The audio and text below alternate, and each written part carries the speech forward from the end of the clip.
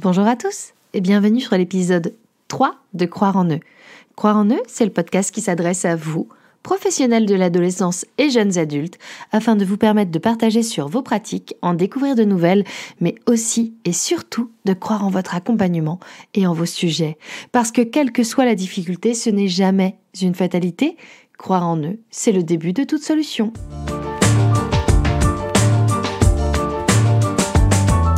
Bienvenue dans cet épisode solo où on va parler de la parentalité des adolescents et jeunes adultes. En effet, qu'est-ce qui se passe pour les parents d'adolescents ou jeunes adultes pour que ceux-ci se disent « Tiens, je vais aller voir un accompagnant, je vais aller voir quelqu'un parce qu'il y a une difficulté pour moi dans mon quotidien, dans ce que vit mon ado ou mon jeune ».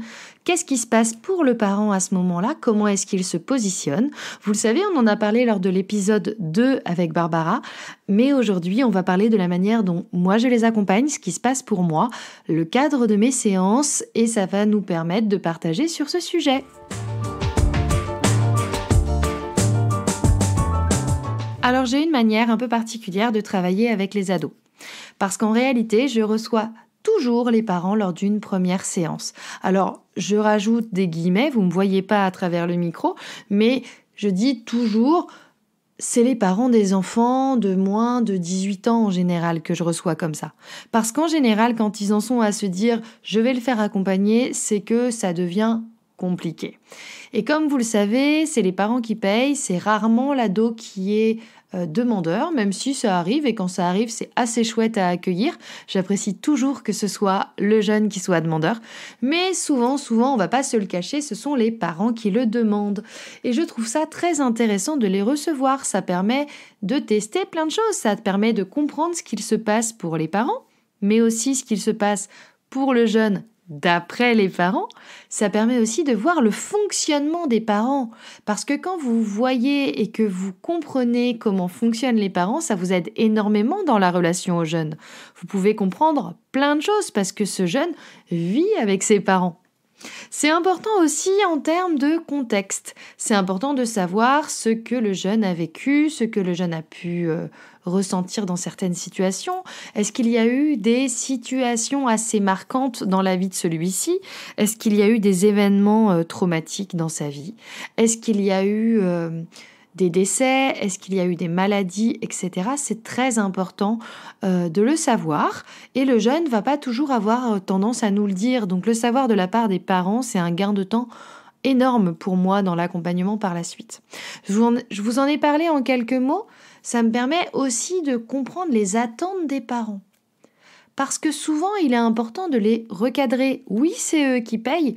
Oui, c'est eux qui amènent leurs jeunes, mais je ne leur dirai rien sur ce qu'il se passe en séance.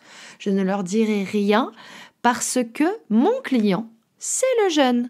Et il est essentiel, on en parlait avec Barbara lors du dernier épisode, de bien cadrer ce truc-là. Un jeune, quand il vous donne sa confiance, c'est important de la respecter, c'est important de ne pas le trahir, c'est important d'accueillir sa demande et de l'accueillir tout entier tel qu'il est. La plupart du temps, les parents le comprennent en fait, donc pas d'inquiétude, mais parfois ça a du mal à passer. Pour moi, le cadre que je donne, c'est que je ne dis rien aux parents, sauf s'il y a un danger pour le jeune. Quand je parle de danger, il m'est arrivé de parler aux parents de scarification ou d'idées noires que j'ai pu entendre et comprendre lors de la séance. Mais je ne le fais jamais dans le dos du jeune. C'est-à-dire que quand on a ces informations-là qui sortent, bien entendu, j'accueille le jeune dans sa souffrance et dans ce qu'il peut vivre. Bien entendu, on travaille sur la problématique à ce moment-là. Mais à la fin de la séance, je lui rappelle le cadre, c'est-à-dire le fait que cette situation le met clairement en danger et que je ne peux pas le garder pour moi en tout état de cause tel que c'est aujourd'hui. Ça, c'est dans le cas d'un jeune qui a moins de 18 ans, bien sûr. Si le jeune a plus de 18 ans, on est face à un adulte. Et dans ce cadre-là, c'est aussi à lui de décider. Alors bien entendu, j'ai des parents qui essayent. J'ai des parents qui m'appellent après la séance en me disant « Qu'est-ce qui s'est passé? Qu'est-ce qu'il vous a dit? Est-ce qu'il faut que je sois inquiète? Etc. etc. » Alors je leur rappelle toujours le cadre de séance que j'ai pu leur annoncer lors de la première séance. Je leur rappelle toujours que je ne pourrai pas leur parler de ce qui s'est passé. Maintenant, je leur propose de se retourner vers leur jeune et de voir avec lui ce qu'il en est. C'est toujours très important de garder ce cadre-là dans les accompagnements des jeunes et c'est une manière de préserver le lien qu'on a pu créer avec lui. Maintenant, il faut faire part d'humanité aussi, Des parents qui sont ultra angoissés, ça m'arrive tous les jours aussi et c'est important de pouvoir les accueillir avec leur souffrance aussi. Et dans ce cadre-là, je peux aussi les accompagner et les aider à mieux se comprendre eux-mêmes et à mieux gérer ça. C'est aussi à ça que sert cette première séance, à faire un point avec eux sur ce qui se passe pour eux dans ce cadre-là. C'est très important. Alors, il y a quelque chose qui est important aussi, c'est que les parents ont toujours à la bouche cette vieille maxime qui dit « petits enfants, petits soucis, grands enfants, grands soucis ». Et du coup, ils sont convaincus que les soucis qu'ils vont avoir avec leur ado ou leur jeune adulte sont des gros soucis.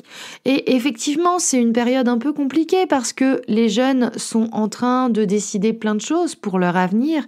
Ils ont un avenir professionnel et social à mettre en place. Ils ont aussi des risques qui sont quand même relativement importants, qui sont des risques de dépression, d'angoisse, des risques accidentels comme pour tout le monde, mais aussi des risques relationnels.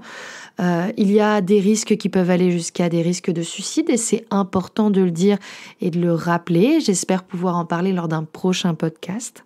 En tout cas, tous ces risques-là sont relayés par les parents qui sont très très inquiets. Il y a des jeunes qui vont exprimer leur souffrance, exprimer leur peur, exprimer ce qui se passe pour eux. Il y a aussi des jeunes qui vont pas du tout parler. Et dans les deux cas, pour les parents, c'est assez angoissant. Qu'est-ce qui se passe pour mon jeune? Qu'est-ce qui se passe pour lui? De plus, souvent, les parents ont eu une adolescence plus ou moins chaotique et plus ou moins difficile et ils ont tous connu autour d'eux soit des amis qui ont des enfants ados qui vivent des adolescences difficiles, soit des frères et sœurs, soit des personnes de la famille, soit même eux-mêmes. Et c'est vrai que dans ces cadres-là, la projection que les parents font sur leur ado sont assez édifiantes parfois, avec des grandes angoisses. Et c'est important de pouvoir les écouter aussi, les parents, dans ce cadre-là. Vraiment, pour moi, cette première séance, elle sert à tout ça. Alors, il est essentiel à ce moment-là de rappeler aux parents que pour les ados, comme pour les jeunes adultes et comme pour les adultes, effectivement, il y a des périodes un petit peu charnières où il se passe beaucoup de choses, où il y a beaucoup de conséquences à nos actes. Mais ces conséquences ne sont que très rarement irréversibles. On va être très clair. Chaque période de vie a des conséquences. Chaque période de vie a des périodes un petit peu charnières et essentielles, mais c'est pas pour ça que ces périodes sont définitives et c'est pas pour ça que ces choix actuels sont définitifs. Je crois clairement que dans une vie, il y a plusieurs instants clés, il y a plusieurs moments clés. Et de toute façon, faire avancer un jeune qui ne le souhaite pas, ça ne fonctionnera pas. C'est très important de le rappeler aux parents à ce moment-là. J'ai oublié de vous parler de ça. Je n'accompagne que des jeunes qui souffrent. Je n'accompagne que des jeunes qui ont besoin que ça change. Un jeune qui arriverait en séance parce que papa ou maman l'a forcé, clairement, je vais le recevoir. Mais clairement, à la fin de la séance, on va décider ensemble de ce qui va se passer par la suite. C'est-à-dire, très probablement qu'on ne va pas continuer l'accompagnement parce que accompagner quelqu'un qui ne souhaite pas avancer, c'est un peu compliqué. Ça ne m'empêche pas, bien entendu, de proposer deux choses. La première chose, c'est d'en parler aux parents lors de la première séance, c'est-à-dire de proposer aux parents de montrer à leur jeune ce qui bug. Montrer à leur jeune le moment où il vit une difficulté, de montrer à leur jeune le moment où c'est compliqué pour lui, et puis de le mettre en lumière et de lui dire « tu vois, à ce moment-là, c'est compliqué pour toi. À ce moment-là, je vois bien que tu souffres. Tu veux pas me le dire, c'est ok. Mais moi, je crois que tu as besoin d'être aidé à ce moment-là. Et moi, je crois que tu as besoin d'être accompagné pour mieux gérer ce truc-là. Parce que visiblement, ça a des conséquences sur toi et sur ta vie. » Ça, c'est la première chose. La deuxième chose, c'est qu'il m'arrive très souvent de dire aux jeunes « Ok, bon, maman t'a forcé à venir, maintenant on a 3/4 d'heure à perdre, allons-y, perdons-les ensemble, mais perdons-les de manière efficace. Alors, qu'est-ce qui se passe pour toi ?» On ne sait jamais, des fois, que ça puisse t'aider dans une situation ou une autre. Ça serait peut-être une bonne surprise. Alors, vous l'avez compris. Pour les parents, c'est angoissant, pour les jeunes, c'est aussi angoissant. Il y a aussi beaucoup de jeunes qui se retrouvent dans une situation où parler à leurs parents est compliqué. Parce que l'enfant n'est plus tout à fait l'enfant chéri de papa-maman. Et forcément, les relations, la communication est parfois un petit peu compliquée.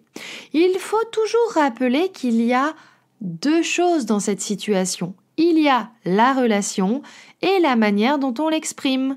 La relation n'est pas toujours abîmée par la situation. Parfois, c'est uniquement la communication qui est en difficulté. C'est uniquement la manière de communiquer. Et là, je crois que nous avons, nous, accompagnants, un rôle pédagogique aussi.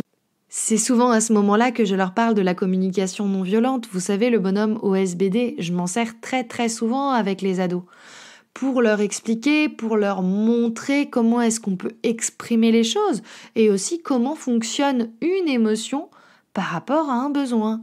Pourquoi cette émotion-là? Qu'est-ce qui se passe pour lui? Pourquoi l'utiliser? Comment l'utiliser?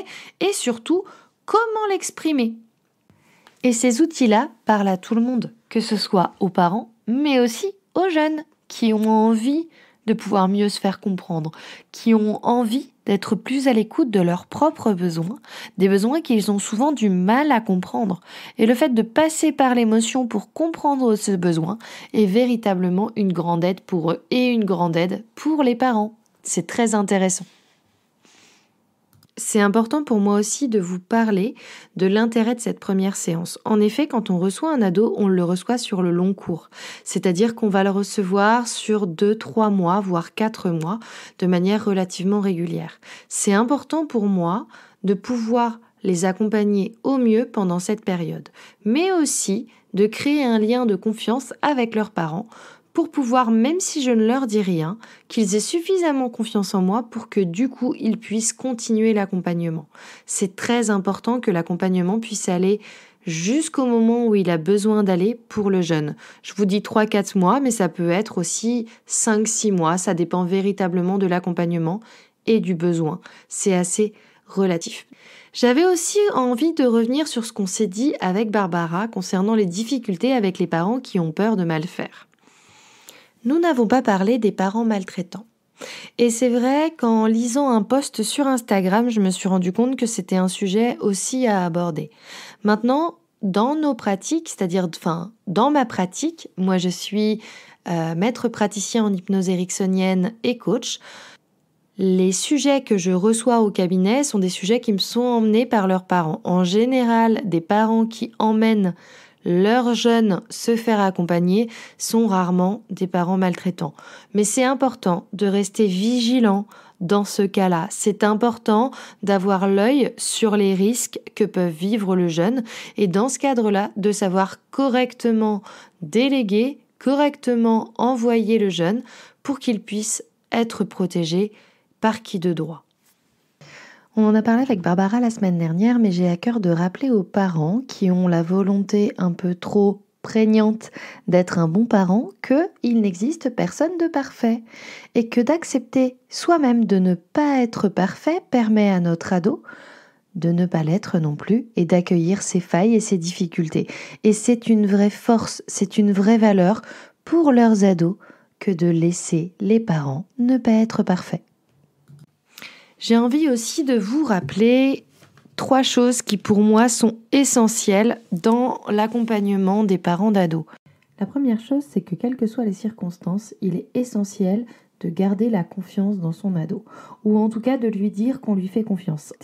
C'est-à-dire de le supporter, c'est-à-dire de l'encourager dans ce qu'il fait au quotidien pour pouvoir l'aider lui-même à garder sa confiance en lui tout simplement.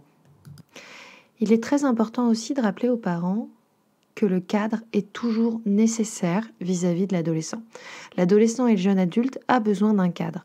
Qu'est-ce qu'il a le droit de faire? Pourquoi? Comment? Et comment est-ce que le parent cadre ça? Lors de la première séance, ça fait partie des questions que je pose. Il a le droit à quoi, votre jeune? Est-ce qu'il sort? S'il sort, est-ce qu'il y a des horaires de fin de sortie? Quel est le cadre que vous lui donnez? Comment ça se passe pour vous? Tout est acceptable à partir du moment où c'est clair pour le parent, parce que si c'est pas clair pour le parent, ça ne l'est pas pour l'ado ni pour le jeune. Et on se retrouvera face à une situation d'insécurité qui est de rendre plus difficile la relation, mais aussi le rapport du jeune à ses parents et aux règles, tout simplement. Et enfin, j'ai envie de rappeler aux parents toujours qu'il est normal que le jeune s'autonomise. Il est normal que le jeune ait besoin de davantage d'autonomie. Ça fait partie de son développement normal et c'est essentiel pour lui. Et c'est important que les parents restent à leur place à ce moment-là et laissent davantage d'espace à leur jeune, que ce soit dans sa chambre, que ce soit dans ses activités, que ce soit dans ses relations aux autres. C'est important que tout ça soit correctement carré.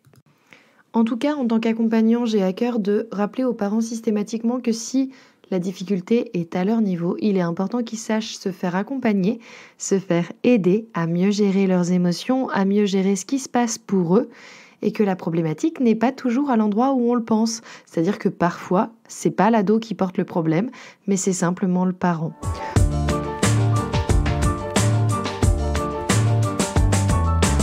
Lors de cet épisode, nous avons parlé des difficultés des parents avec leurs jeunes, mais c'est important de rappeler que souvent, ça se passe aussi très très bien et que parfois c'est véritablement le jeune qui a un problème, que les parents sont simplement là en accompagnant et se trouvent un petit peu dépassés à un certain moment et demandent à être accompagnés. Et dans ce cadre-là, c'est complètement aussi OK. Et c'est important de le rappeler. Tous les jeunes et tous les ados ne vont pas mal.